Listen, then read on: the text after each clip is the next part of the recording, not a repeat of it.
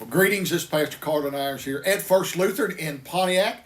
This is our Common Sense Theology, our word of hope for today. Hope you're doing well.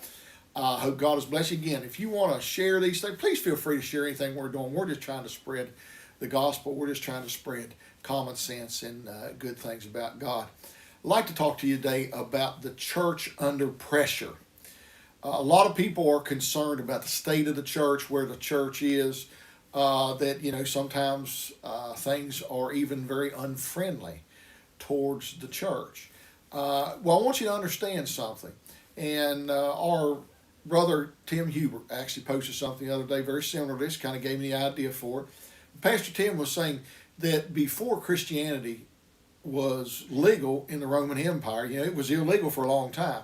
That's when Christianity actually thrived, when it was being persecuted and under pressure. Now, I don't want the church to be persecuted. I don't want anything. But the thing is, the church seems to do much better when it's not just a bunch of people sitting around in a rocking chair and making itself a rest area for people, but when it is a proactive group that is seeking to move out and do what it needs to do. The church thrives sometimes when it's under pressure. That's when the church grew. After Constantine, people got, kind of very complacent because they got very comfortable, because then it became legal after the emperor, supposedly, converted to Christianity. Well, maybe that we could do better in certain ways if we kind of go back to that first understanding that we are not here to be complacent. We are not here to just rest on our laurels. We're here to do the work of Jesus Christ.